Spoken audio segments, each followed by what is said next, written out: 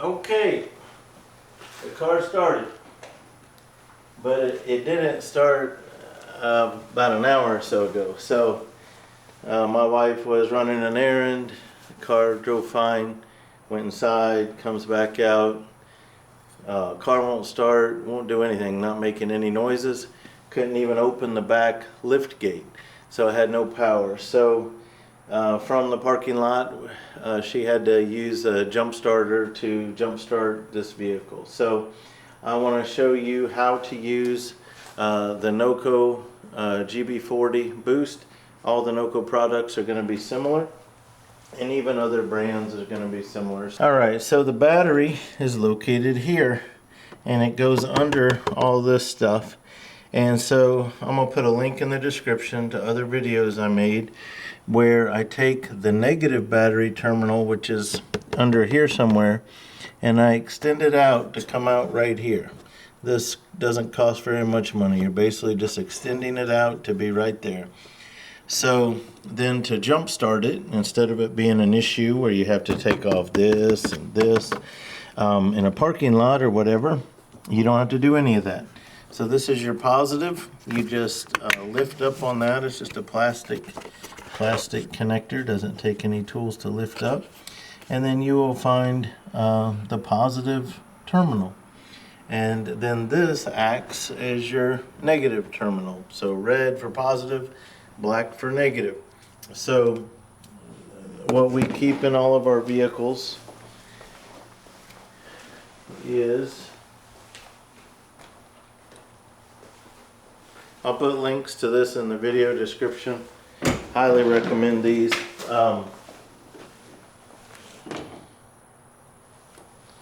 This is a Noco case. It's not very expensive.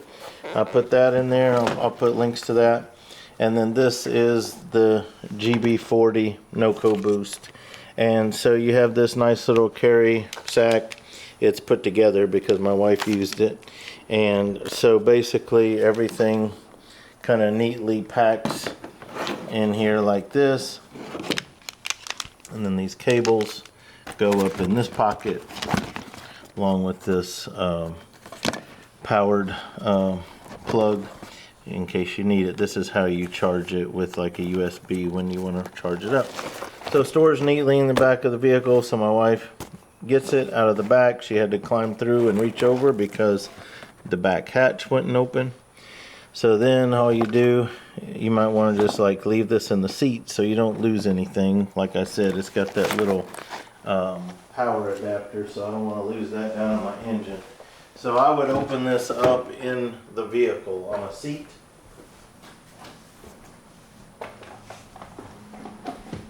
And that way if something comes out, you don't lose it. Let's go back out here where the light is better. Alright. So this is your red and black cables. You might think this doesn't matter which way it goes, but it does. See, on this side it's just blank, but on the other side there's an arrow indentation, and that means that that goes up like this. So the arrow, you just take out this plug right there. It's going to plug right in there.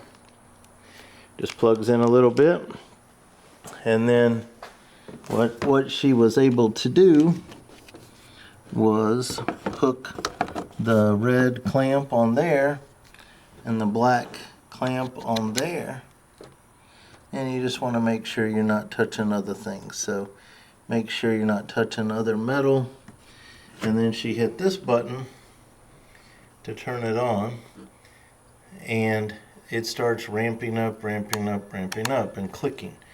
And then if you feel like you're not getting enough, you can hit this exclamation point to give it a little more power.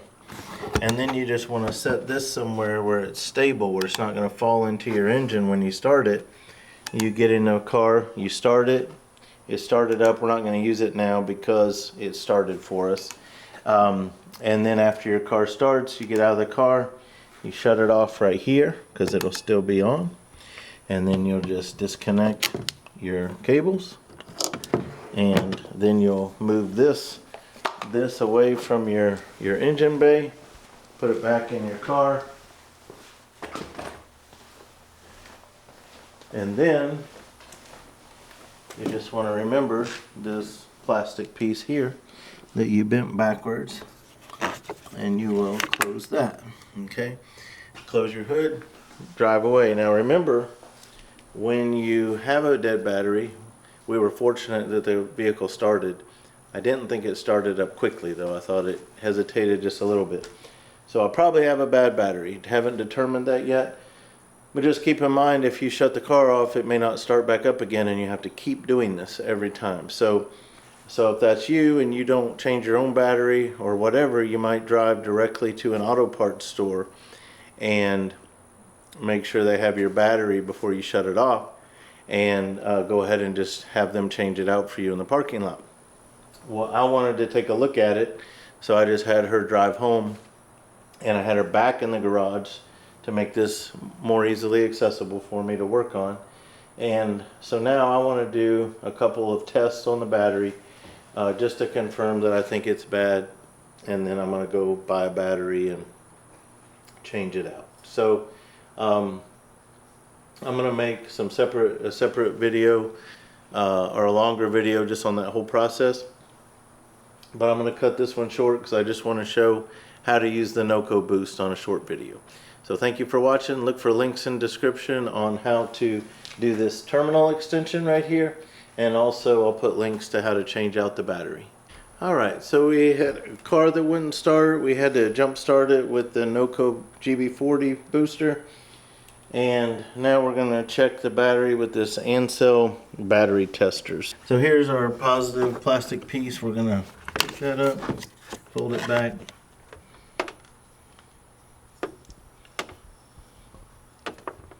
Put that up there.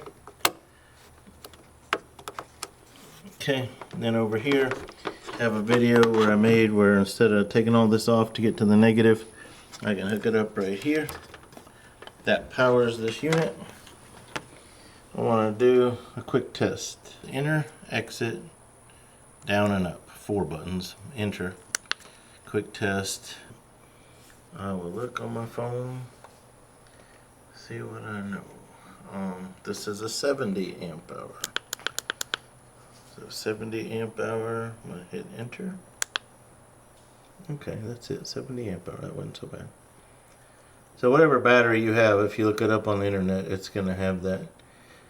My temperature, I'll put above 0. Testing.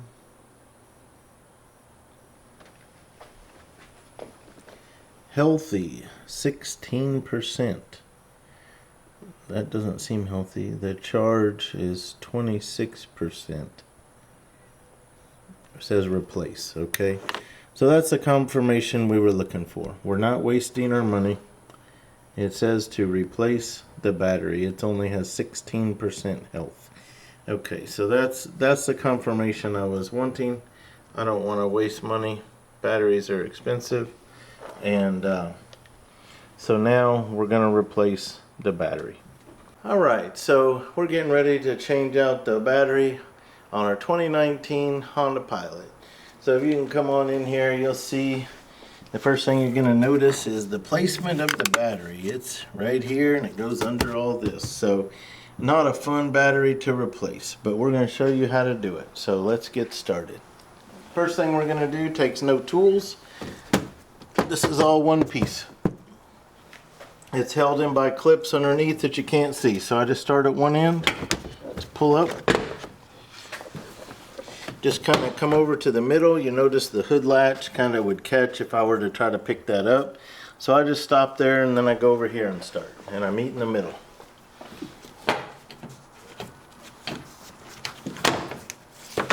Okay, so there I go in the middle. It went ahead and came up. If it doesn't, you can just kind of move the latch to get it up. So there we go.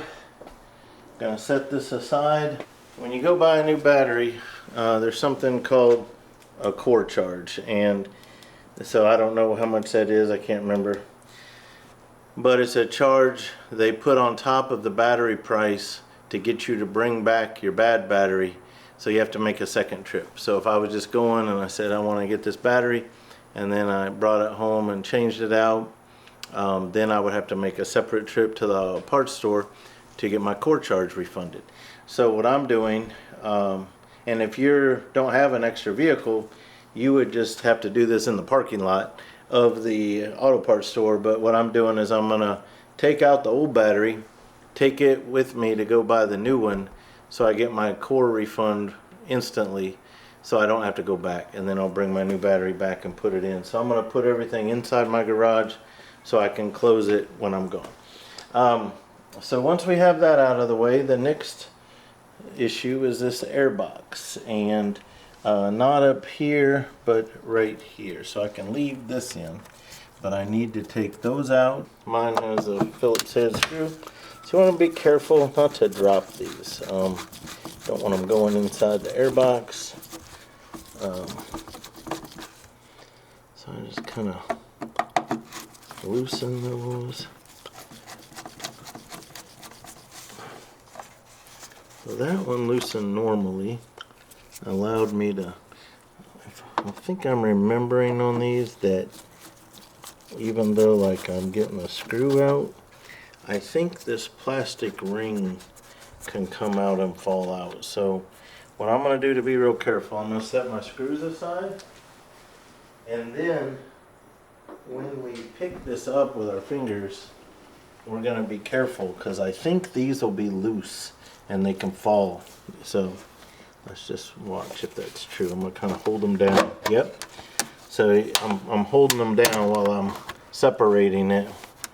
And so now I'm going to go ahead and remove those so that they don't fall on me. I've had that happen before. That's how I know. Okay, so we're loose on this end. We're connected on this end right here. So this is just rubber plastic. So we're just going to kind of lift this up a little bit. I'm going to get my hand where I can get a good grip, and I'm going to follow, I'm going to pull up, you know, just away from that rubber connection. And I just want to separate that from there. So now I've got this unit as one. I'm going to set it aside. I hear something rattling in there. I wonder if that's the piece I lost years ago. Let's find out. Look at there. I told you it happened to me before. There it is. Rescued. I have a rescue clip. Okay. So looky there. After all that, we can see a battery. So these are held down. We have a couple of things going on here. So we have a positive cable and we have a negative cable. So the first thing we want to do is remove power from this battery. So once we remove our cables, then we'll have to get these tie down nuts loosened. Okay, but the first step is to remove power to this battery. Alright, so just to tell you the order to follow with the cables. So when you're removing your old battery, first thing you're going to do is remove the negative cable. Then you're going to remove the positive cable. Remove your battery. Then when we put in our new battery, we go in reverse order. We will put the positive cable on first and then put the negative cable on. So we start off by removing the negative cable on this vehicle. It is a 10 millimeter for both cables and for both tie downs. So kind of nice. So I recommend getting yourself a deep socket instead of a shallow socket, because even though a shallow socket would have worked for me on the battery cables, you can tell the way this tie down is down there. I need a socket that will allow me to go all the way down there and grab it. If I had a regular socket, I'd be stopped about right there. So might want to get you a deep socket. Okay, so let me follow. I got this loosened. Let me follow the rules I just told you and see if I can wiggle that off of there first, the negative. Okay, so there's the negative, and it's clean. It's really a clean battery. So you're going to kind of lay these where they're not, your whole idea is to remove power. So it can be a hassle trying to get them where they're not touching metal. So I removed it, so I don't want to set it where the metal's still contacting the battery. I don't want anything contacting the battery. So I set it aside, move on to my positive.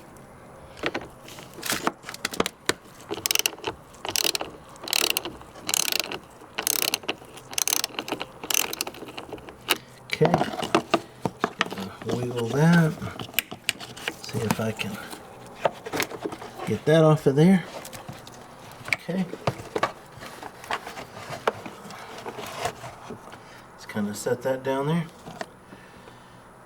So now, all I got to do is get this tie down off here. So I'm gonna start that. I'm gonna start that. I'm going to use this right angle ratchet. I use this a lot. You'll see me in my videos grabbing this a lot. It just speeds up the process. So what you got here is this rod is holding your battery down with tension, where it just has a hook down here. So see, I can already slide that out if I wanted to. So when we tighten it here, it brings the hook up tight like that where your battery can't move. When you loosen this nut, it relaxes that hook enough to where we can actually get it out. See, I can remove it now. See, it's just hanging there. So we've got that side out already. This other side is a little different in that it's got that black plastic nut because it's holding on to this wire. But I'm just going to loosen it, and it's also got the same hook style, so I just have more in my way over here, but it's off, so I'm able to get this hook out. So what I'm trying to do is just get this out of my way like this.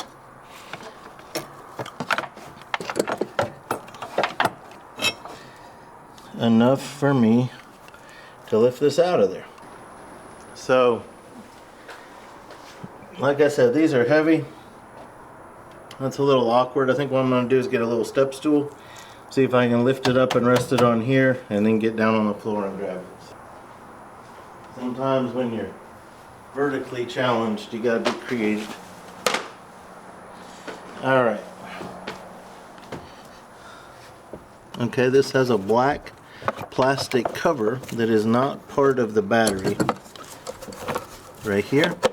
So I'm going to take that off, try to get it around all my stuff over there. So this is stuff we'll clean up before we get our new battery in.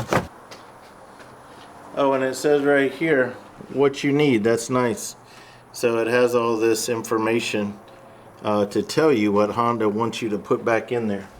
Well, that's good because you can't see this from above with this setup. You can't read this stuff. And I did look back at our notes. We replaced this 16 days from now would be exactly 3 years. Okay, so the battery is still sitting in a plastic case. So the battery is here, and you can see there's like a 1/2 inch gap. So it's got handles right here that flip up. That's going to help me a lot. I'm going to get my step stool as close as I can.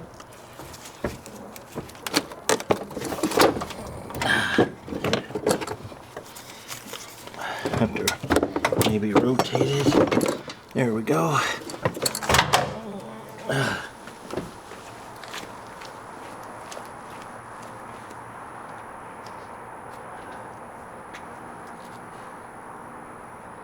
Okay. That is a heavy battery. Alright. So we are going to go get another one. That one's from O'Reilly. That's an O'Reilly branded battery. So let's look in here. Look at the junk that's in here. This is the other advantage of doing things like this in your driveway at home or in your garage, is you can take the time to clean stuff up. If you're in a parking lot at place, you're probably just going to be throwing it back in there as soon as you can. So we're going to clean this up.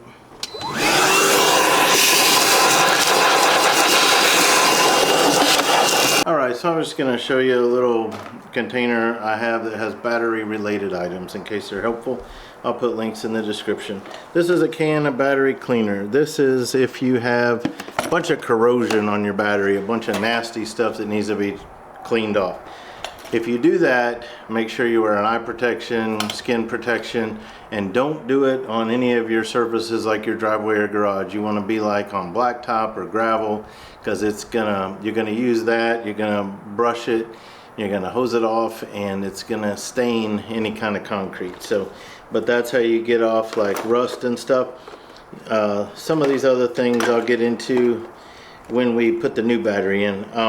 This is a cool tool that if you have corrosion on a battery, because this side has bristles in it and it goes over your terminal on your battery, and you twist it to clean them, then you pull the cap off, and this does the inside of the terminal. Like now, if you're having trouble with a bad connection, this cleans the inside of that, and then this goes over your actual terminal on your battery, your positive and negative.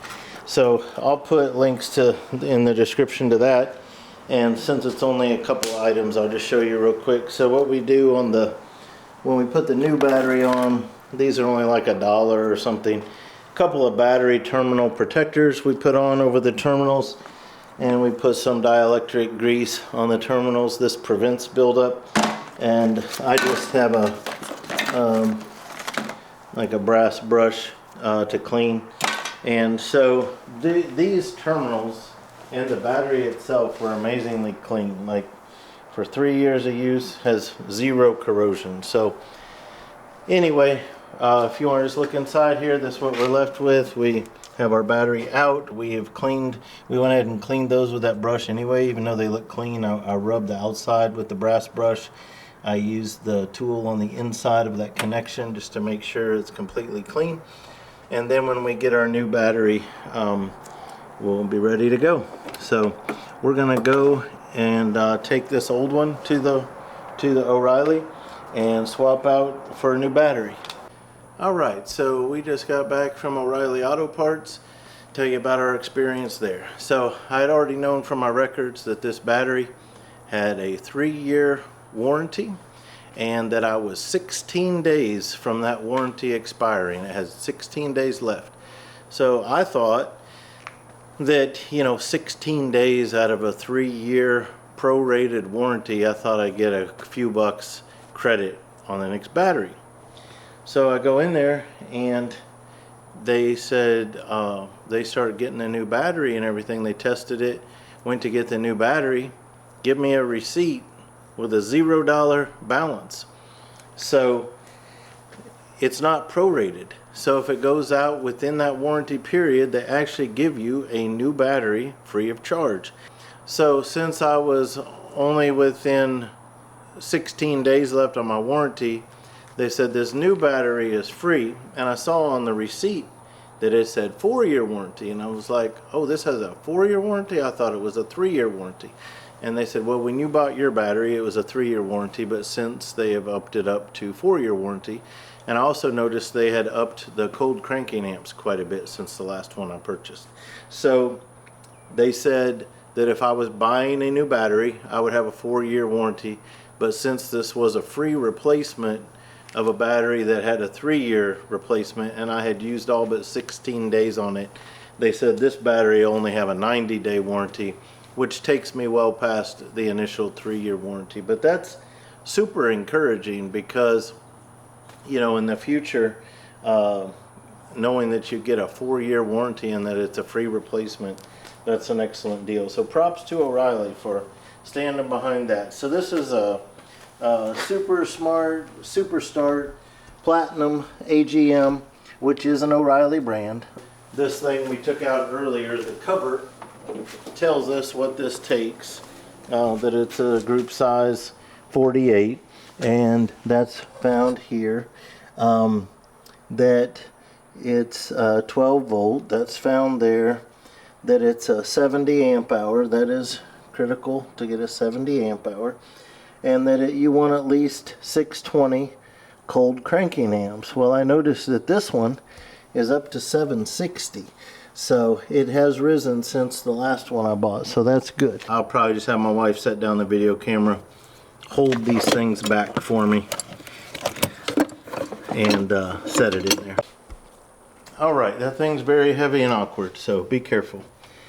You might need a hand with that.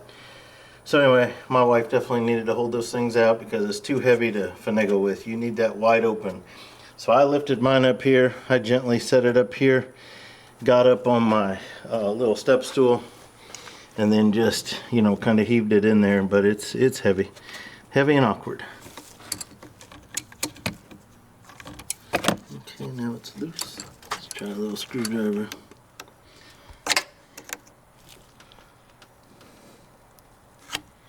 Okay.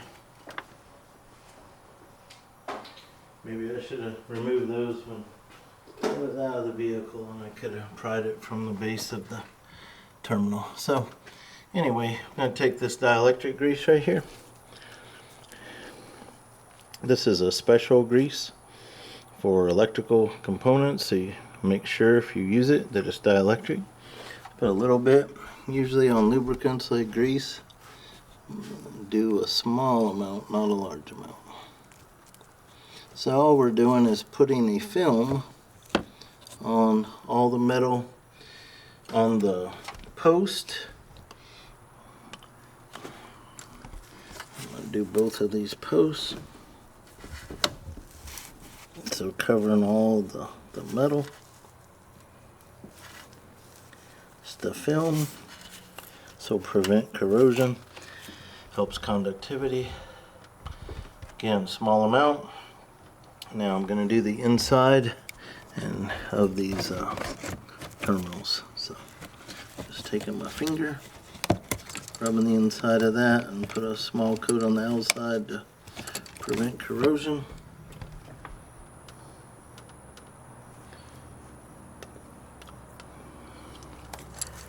So the trade-off of most grease is the positive is lubrication, or in this case corrosion prevention and conductivity, and the negative is it'll attract more dirt and debris because it'll stick to the grease. So it's another reason to do a very small amount. Alright, so that's all we need. So you can tell that a tube of this will last a lifetime, unless you're a professional mechanic using it every day.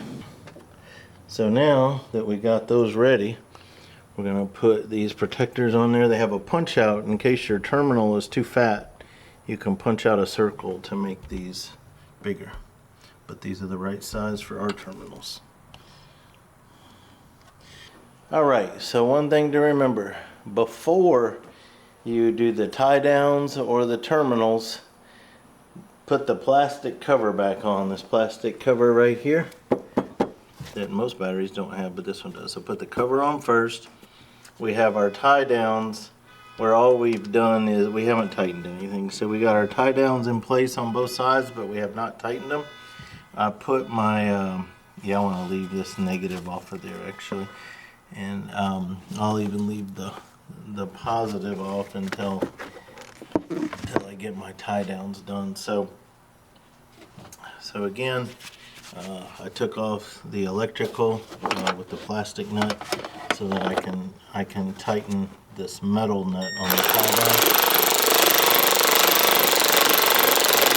down. I want to kind of go back and forth so they kind of go evenly.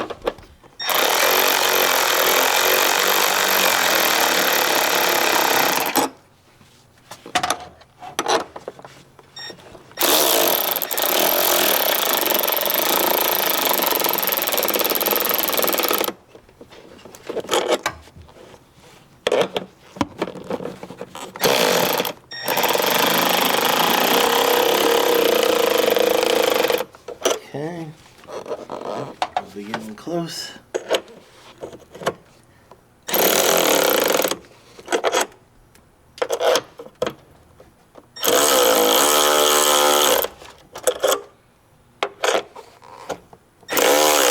Okay, I think that's probably pretty good. So we're going to test it. Not getting any movement. That's good. So now what I want to do, what I was saying was, this black plastic nut had broke off that I used at the beginning, but I realized the real metal nut is down there. That's what I want to use anyway. This is just holding these wires in place, so I just kind of pop it on there. So now we're going to tighten down the positive. So we undid the negative first, then we undid the positive, and now when we put the new battery back on, we're going to tighten the positive, then the negative. My plastic piece that covered this, that had the plus sign on it, snapped off. So instead of having a loose plastic piece in here that could end up in my engine, I decided just to leave it uncovered, and I put that plus sign on there with a silver Sharpie, just to clarify that we are working on the positive.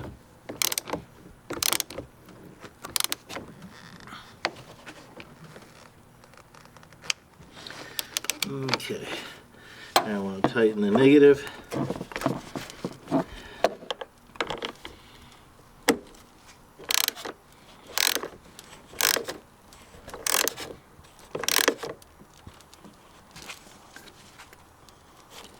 Okay, so we're going to put this end on first. And it just, this rubber piece just goes over this tube right there. And then I want these to line up here, so that kind of lets you know how to hold it when you're trying. So see, if you kind of hold it right, it just slid right on very easily. So if you're having trouble, it may be that it's not lined up over here. And if you remember, I had these two things that went in first before my screws.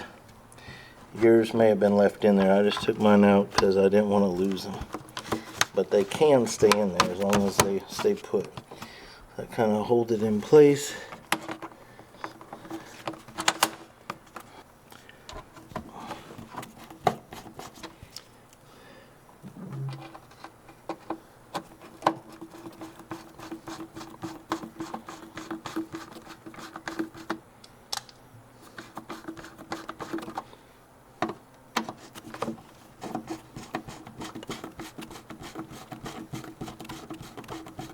So these don't have like a satisfying end, they're just kind of keep rotating on me, okay? So they're in there all the way. I always just kind of line it up with the hood latch, got to come in the middle there. I got my washer fluid cap right here, it's got to fit over, so that lets me know I got this rubber bumper that's got to come through here. This rubber piece that's got to come through there. And I just kind of grab I like getting my hood latch kind of up and get it under there like that. And then I just kind of start from the side.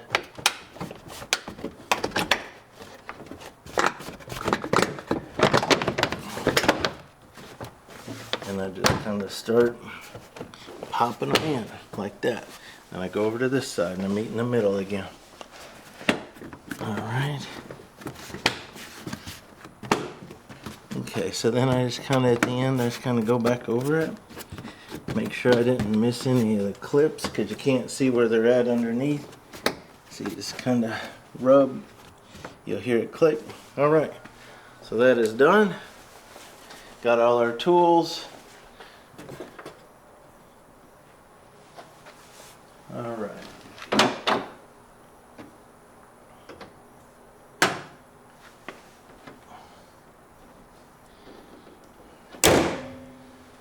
Alright, well, we will test it out.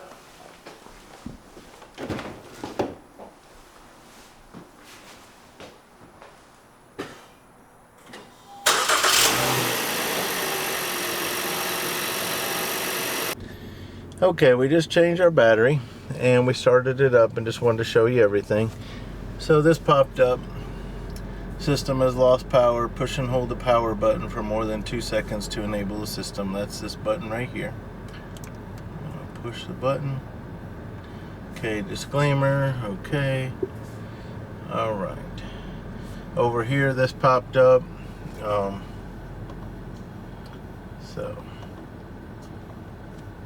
So we just leave it there.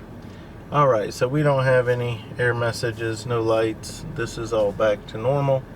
And so just wanted to show you that. So everything's good, battery's good, and I hope that video's been helpful for you. Check out the links in the description. I'll put everything in there that I think you might be able to find useful. Thank you for watching.